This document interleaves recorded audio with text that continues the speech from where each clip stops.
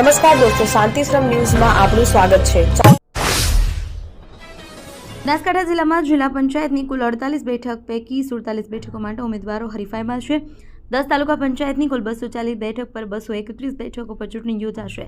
3 નગરપાલિકાના કુલ 29 વોર્ડ માટે કુલ 116 બેઠક પૈકી 103 બેઠક પર ચૂંટણીનું આયોજન છે। જિલ્લા ચૂંટણી વિભાગ દ્વારા તાલુકા જિલ્લા પંચાયત માટે કુલ 1757 મતદાન મથક અને નગરપાલિકા માટે કુલ 204 મતદાન મથક પર મતદાતાઓ પોતાના મતાધિકારનો ઉપયોગ કરશે।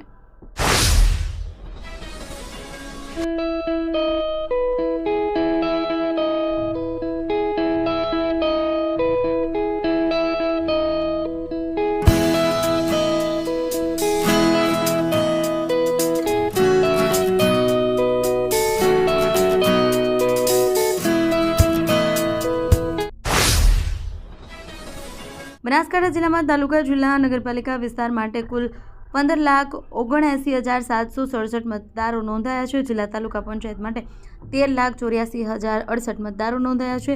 7,20,247 પુરુષ મતદારો, 6,63,809 સ્ત્રી મતદારો, 12 અન્ય મતદારો નોંધાયા છે। નગરપાલિકા માટે 1,95,699 મતદારો છે, જેમાં 1,02,439 પુરુષ અને 93,256 સ્ત્રી મતદારો અને 4 અન્ય મતદારો નોંધાયા છે।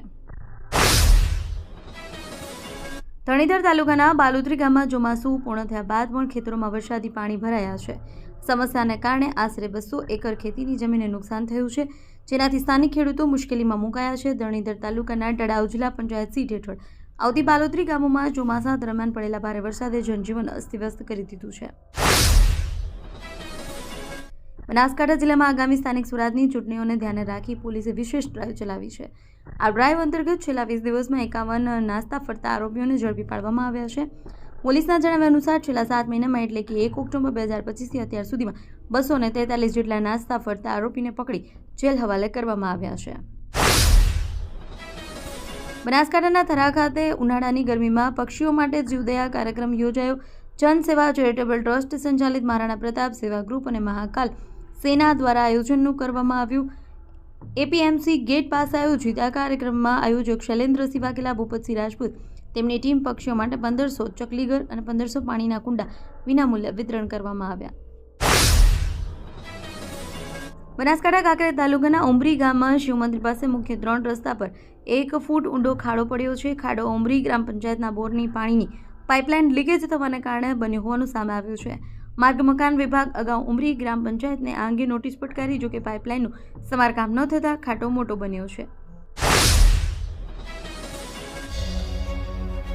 ઉત્તર ગુજરાતનો એકમાત્ર multi city mall happy mall જે આવેલ છે જિલ્લાના વેપારી મથકો દિયોદર, ભાભર, રાધનપુર, વારાહી અને થરાદમાં, જ્યાં મળશે આપને વ્યાજબી દરે જીવન જરૂરિયાતની તમામ વસ્તુઓ તેમજ કપડા, ગિફ્ટ આર્ટિકલ, પ્લાસ્ટિકની તમામ સામગ્રી, ક્રોકરી અને બીજું ઘણું બધું વધારે।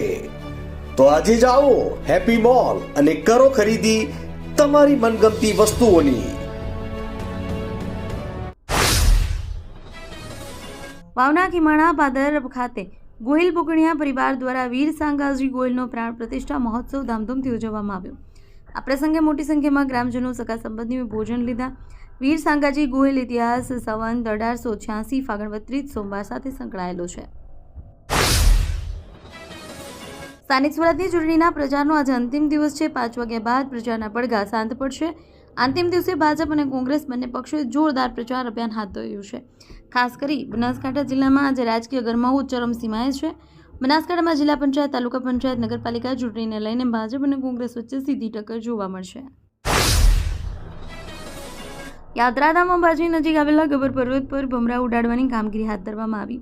ઉનાળાની ઋતુમાં ભક્તોએ ભમરા કરડવાની ઘટનાઓ વધતા શ્રી આરાસુરી અંબાજી માતા દેવસ્થાન ટ્રસ્ટ દ્વારા 22 અને 23 એપ્રિલે ગબ્બર પર્વત દર્શનાર્થીઓ માટે બંધ રાખવામાં આવ્યો છે। આ કામગીરી ગબ્બરના 20 ઠાકોર પૂજારી દ્વારા વર્ષો જૂની પરંપરા મુજબ કરવામાં આવે છે।